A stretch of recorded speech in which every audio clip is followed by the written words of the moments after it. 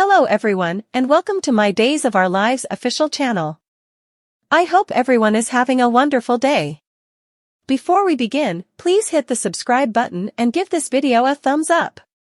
Days of Our Lives, Bistro rated, Tate's half-win, Sloane's drunken family dinner, and a recap of the reveal that Harris Michael broke into the Bistro. Sloane Peterson Brady makes a mess of the family dinner with Eric Brady, Greg Vaughn, Marlena Evans, and John Black, while Justin Kiriakis announced Tate Black's semi-victory. The episode starts with Harris at the police headquarters. Harris gets off the telephone and advises the officials that now is the right time to take care of business. The setting movements to Sloane and Eric's place. Sloane is drinking wine similarly as Nicole Walker DiMera proposed. In any case, Nicole didn't intend for Sloane to get crushed. Back to the evening gathering, Sloane failed to remember dessert forks. All that looks great, similar to a magazine. So wonderful that you know Sloane's wine chugging will cause some harm. Sloane keeps swallowing more wine while providing Eric orders about mixed drink napkins. Unexpectedly, there is a thump at the entryway. John and Marlena's early arrival causes Sloane panic. John and Marlena come in and energetically embrace Eric. Jarlena remains nearby Eric and blend while Sloane remains in a corner without anyone else with just her red wine as organization. At the bistro, Ava Vitali and Stefan DiMera discuss the latest shipment. Ava is apprehensive. Ava could do without this the slightest bit. DOL uncover that at the police headquarters, Alex Kiriakis, Teresa Donovan, Emily O'Brien, and Brady Dark all rush down at Justin Kiriakis, Wally Kurth, demand. Out of nowhere, everybody is energized when Tate strolls in. Everybody is so blissful and Teresa gives her child a monster huge squeeze. At any rate, Tate seems as though he can't inhale, yet Teresa continues to cover him. Justin makes sense of that he had the option to get Tate moved to a recovery office. The appointed authority supported the exchange, yet they don't have a lot of time. Brady inquires as to whether E.J. DiMera will disavow the appointed authority's choice as he did with Tate's bail. Sloane is drinking more wine. Sloane seems as though she feels extremely alone while every other person blends. At last, Marlena approaches Sloane to loosen things up. John and Marlena are offered wine by Sloane. Jarlena amiably declines. Sloane demands that it's great wine and she would prefer not to drink the entire jug without anyone else. Marlena makes sense of that she has a great deal to do the following day. John says that he doesn't drink as much these days. Sloane then bosses Eric around some more while she remains there drinking more wine. Eric gets some information about New Year's. Sloane pours more wine. Marlena raises Holly Jonas with Eric while Sloane tunes in. Sloane hops in and says Jude Brady won't utilize drugs.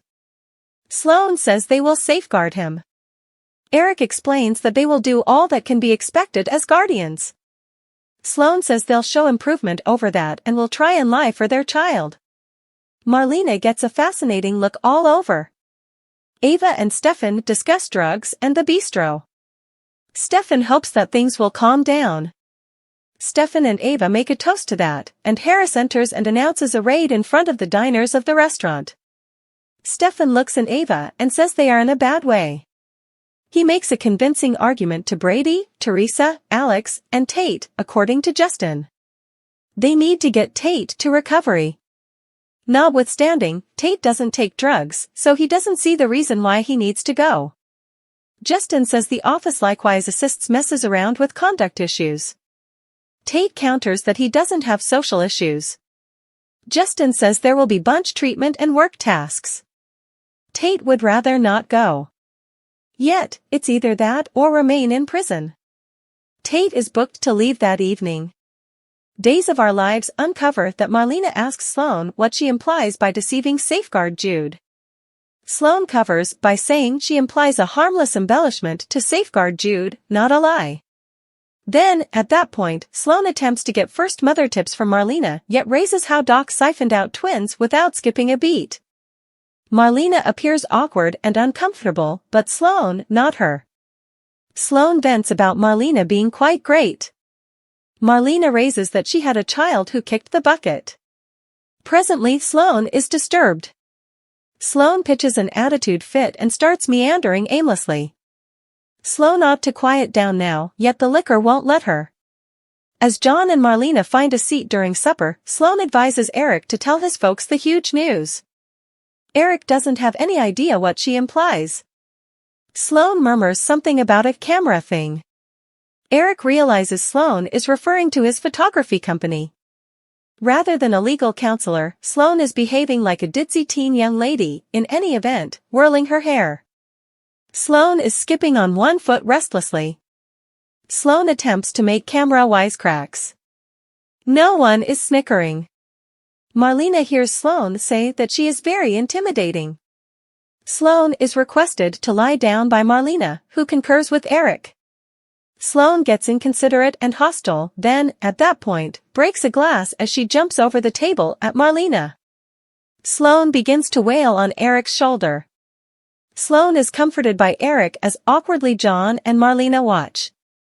Harris inclinations Ava to come clean with him at the bistro. Ava tells Harris that he is only retaliating against her for breaking up with him because he is a spoiled child. Harris disputes this. Harris requests that Ava let him help her out of this wreck. Harris adds that he can also assist Ava in ending her relationship with Stefan. Justin lets everybody know that the recovery is in Illinois. Tate is prohibited from contacting anyone, including his parents, for the first month. Brady and Teresa are not permitted to go with Tate, by the same token. Teresa goes crazy. Tate reasons basically he will not get pummeled in recovery. Marlena goes to get Sloane water. Sloane is as yet wailing and meandering aimlessly in Eric's arms. The child begins to cry, likely from Sloane's yelling. We would need our genuine mother, as well. After receiving the water, Sloane responds in a mocking manner to Marlena. The child cries considerably stronger. Sloane puts down the water and trades it for more wine. John and Marlena go for Jude for a walk. Marlena says it's odd, however Jude helps her to remember Eric when he grins. John and Marlena both feel terrible for Eric. John inquires as to why Sloane drank so heavily. Marlena accepts Sloane was anxious and needed to intrigue them. John remarks about how all Sloane did was make quite a terrible impression. John seems as though he feels awful for Sloane. Marlena feels terrible for her as well, however most likely not so awful as John. Marlena does mention that Sloane will be embarrassed upon awakening. John recommends that Sloane may be a drunkard. Marlena wants to think not for the well-being of Eric and Jude. Sloane would rather not sleep. Sloane needs to move and get lively with Eric. But Eric is worn out and irritated.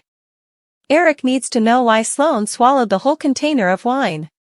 Sloane makes sense of she simply maintained that Marlena should like her. Sloane's head is tumbling down like one of those bauble toys. Sloane figures out how to get her head, just to acknowledge she really wants to vomit. Fortunately, she doesn't heave all over Eric.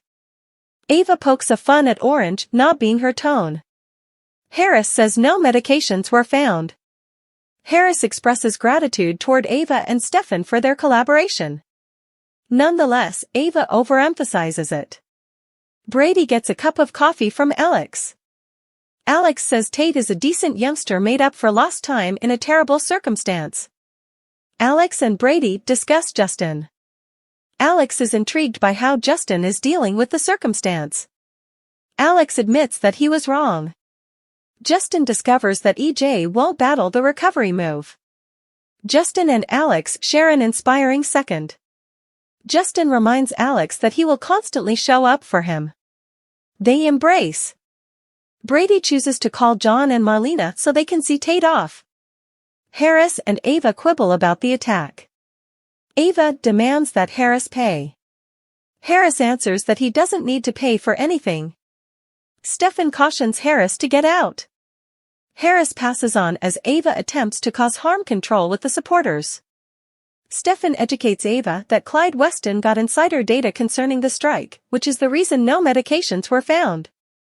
Thanks for watching. If you like this video, so please don't forget to subscribe my channel and don't miss any update.